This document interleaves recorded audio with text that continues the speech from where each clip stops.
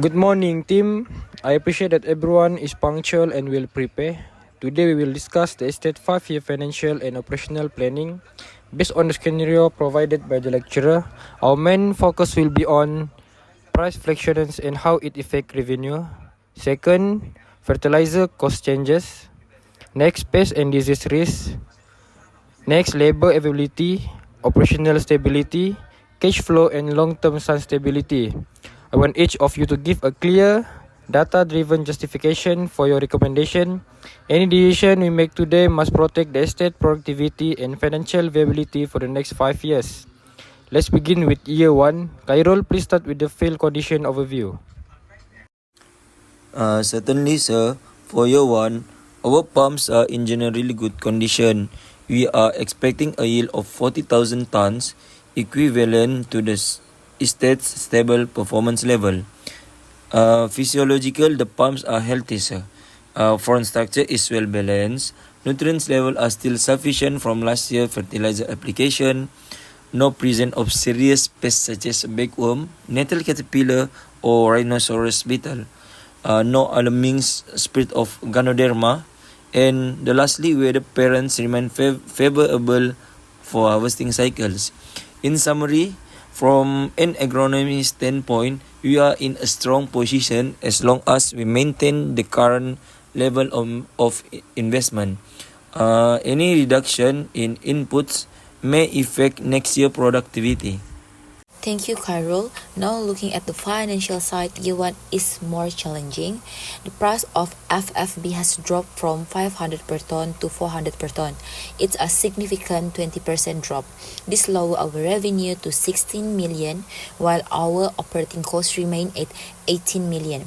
We are looking at a 2 million loss if we maintain full investment. However, sir, we must assess the long-term implication. If we cut fertilizer or reduce field activity, we may save money this year, but the yield reduction will affect us for the next 2 or 3 years. This will worsen our financial position in the long run. Therefore, I recommended maintaining full investment and absorbing the temporary loss. From the operation standpoint, maintaining investment is also the safer route. If we cut costs, the areas that will be impacted include machinery, servicing, labor scheduling, field upkeep, and harvesting frequency. For example, delaying machine servicing can lead to breakdowns during peak harvesting month. FFB collection will be affected, and loose fruit losses may increase. So, in terms of operational efficiency and crop evacuation, maintaining investment ensure that our field operation remains stable and uninterrupted. Thank you, everyone. Khairul, if we reduce fertilizer or field labor, can yield performance be guaranteed for next year? No, sir.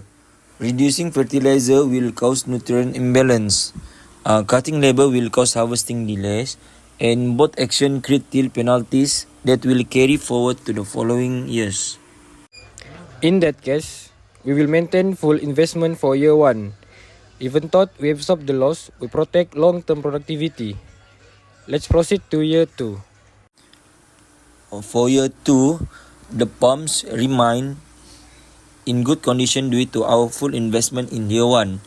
Yield remains at 40,000 tons and is at an optimal stage to benefit from the improved market price. Pumps have produced consistent fresh fruit bunches, and no significant physiological stress has been detected.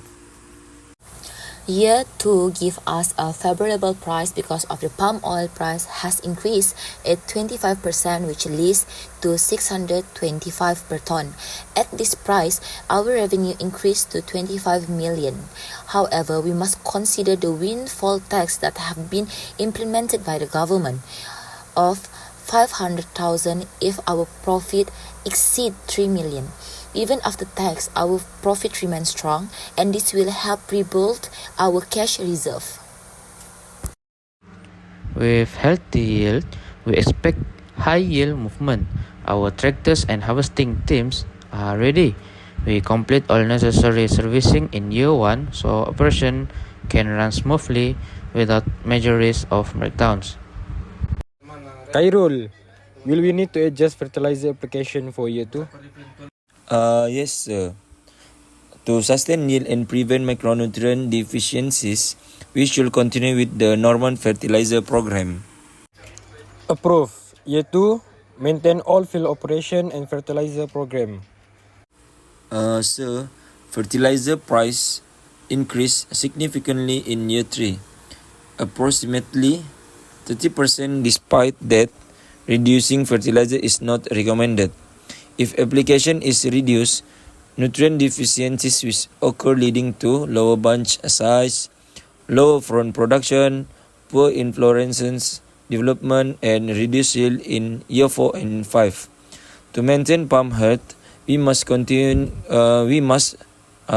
with the normal rate. We can absorb the additional cost because 2 years profit were strong. However, if we cut fertilizer to save money, we may lose more revenue in the next 2 years than the cost we save today. So it's better if we just keep on increasing our fertilizer user to keep our palm oil healthy. Our field team is ready to support fertilizer application. We will optimize labor allocation to reduce wastage and maintain efficiency. We proceed with the normal fertilizer program despite higher costs. Long-term yield stability is our priority. Sir, labor shortage is expected in year 4. If we do not increase wages, we risk losing our harvester. This can result in harvesting interval increasing, bunch quality deterioration, higher loose fruit losses, and up to 50% yield loss.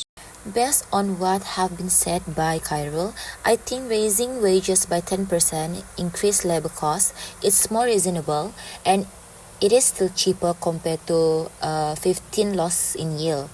Financially, raising wages is the better option in my own opinion.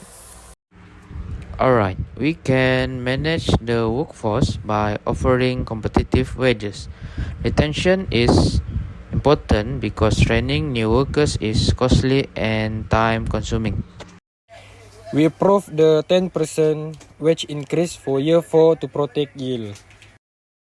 Sir, year 5 brings a backward infestation. It threatens to reduce yield by 20% if not managed. Available option: first, pesticide RM 300,000 to eliminate yield loss. Secondly, biology control. Amount RM 150,000 to reduce loss to 5%. And the third, do nothing. You can lose 20% yield. I think biological control is the most cost-effective option.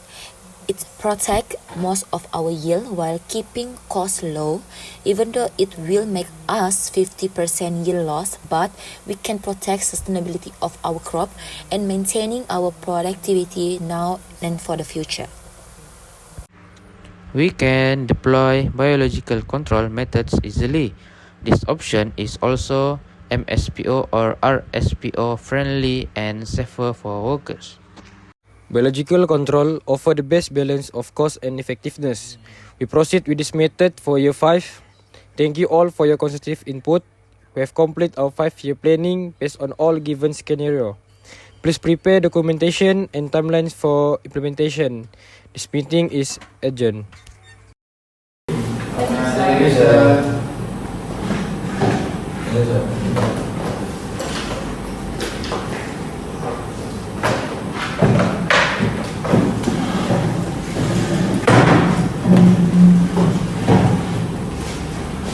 Thank you.